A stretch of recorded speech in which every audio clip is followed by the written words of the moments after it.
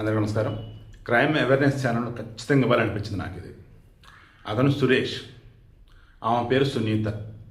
వీరిద్దరికి అక్రమ సంబంధం ఉంది. అనంతపురం నగరంలో డ్రైవర్స్ కాలనీలో వెళ్ళి ఉంటారు. ఈ సునీతకి కూతురు ఉంది, చిన్న బిడ్డ. ఆమె మీద ఈ కామాంధుడు, కామా నా తురాణం నా సిగ్గు నా లజ్జ, కట్టుకున్న భార్య అయితే ఆమె కడుపును పుట్టిన బిడ్డలు వీడి కన్న బిడ్డలు అవుతాడు. అట్లా పుట్టిన వాళ్ళు కూడా వాయు వరుస మర్చిపోతారు. కొంతమంది దుర్మార్గులు ఉన్నారు. సరే, వాళ్ళని తాపి వదిలేద్దాం. వన్స్ అక్రమ సంబంధం అన్నప్పుడు దిక్కుమాలిన విధంగా step dad, step ma'am, steps and తొక్క తోలి ఇవన్నీ వెస్ట్రన్ కల్చర్ వల్ల వరస్ట్గా రిలేషన్స్ వాయు వరుస తయారైపోతుంది. దాంతో వాళ్ళ అమ్మే నాతో ఉంది, అలా కూతురు కూడా ఉంటే ఏంటన్నట్టుగా ఆమెతో పాపతో మిస్బిహేవ్ చేస్తున్నాడు. ఆ పాప వాళ్ళ అమ్మకి చెప్పింది.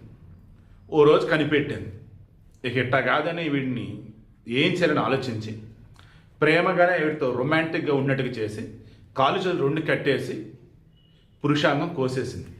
అనంతపురంలో డ్రైవర్స్ కాలనీలో జరిగింది.